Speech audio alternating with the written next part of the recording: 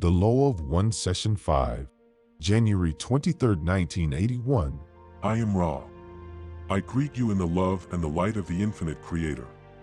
I communicate now. 5.1 Questioner. The last time we communicated, we were speaking of learning of healing. It is my impression that from what you gave to us in the earlier session that it is necessary to first purify the self by certain disciplines and exercises. Then, in order to heal a patient, it is necessary, by example, and possibly certain exercises, to create a mental configuration in the patient that allows him to heal himself. Am I correct? I am Ra. Although your learn understanding distortion is essentially correct, your choice of vibratory sound complex is not entirely as accurate as this language allows. It is not by example that the healer does the working. The working exists in and of itself. The healer is only the catalyst, much as this instrument has the catalysis necessary to provide the channel for our words, yet by example or exercise of any kind can take no thought for this working. The healing working is congruent in that it is a form of channeling some distortion of the intelligent infinity. 5.2 Questioner. We have decided to accept, if offered, the honored duty of learning teaching the healing process. I would ask as to the first step which we should accomplish in becoming effective healers. I am Ra. We shall begin with the first of the three teachings learnings. We begin with the mental learn teachings necessary for contact with intelligent infinity. The prerequisite of mental work is the ability to retain silence of self at a steady state when required by the self. The mind must be opened like a door. The key is silence. Within the door lies an hierarchical construction you may liken unto geography and in some ways geometry, for the hierarchy is quite regular, bearing inner relationships. To begin to master the concept of mental discipline, it is necessary to examine the self. The polarity of your dimension must be internalized. Where you find patience within your mind, you must consciously find the corresponding impatience and vice versa. Each thought that a being has in its turn an antithesis. The disciplines of the mind involve, first of all, identifying both those things of which you approve and those things of which you disapprove within yourself, and then balancing each and every positive and negative charge with its equal. The mind contains all things. Therefore, you must discover this completeness within yourself.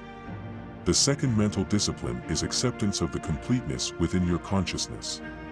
It is not for a being of polarity in the physical consciousness to pick and choose among attributes, thus building the roles that cause blockages and confusions in the already distorted mind complex. Each acceptance smooths part of the many distortions that the faculty you call judgment engenders. The third discipline of the mind is a repetition of the first, but with the gaze outward towards the fellow entities that it meets. In each entity there exists completeness. Thus, the ability to understand each balance is necessary. When you view patience, you are responsible for mirroring in your mental understanding patience and impatience. When you view impatience, it is necessary for your mental configuration of understanding to be impatience-patience. We use this as a simple example. Most configurations of mind have many facets, and understanding of either self-polarities, or what you would call other self-polarities, can and must be understood as subtle work. The next step is the acceptance of the other self-polarities, which mirrors the second step. These are the first four steps of learning mental discipline. The fifth step involves observing the geographical and geometrical relationships and ratios of the mind, the other mind, the mass mind, and the infinite mind. The second area of learned teaching is the study understanding of the body complexes. It is necessary to know your body well. This is a matter of using the mind to examine how the feelings, the biases, what you would call the emotions, affect various portions of the body complex. It shall be necessary to both understand the bodily polarities and to accept them, repeating in a chemical/physical manifestation the work you have done upon the mind bethinking the consciousness. The body is a creature of the mind's creation. It has its biases.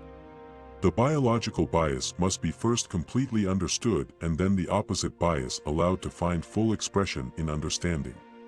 Again, the process of acceptance of the body as a balanced, as well as polarized, individual may then be accomplished. It is then the task to extend this understanding to the bodies of the other selves whom you will meet. The simplest example of this is the understanding that each biological male is female, each biological female is male. This is a simple example.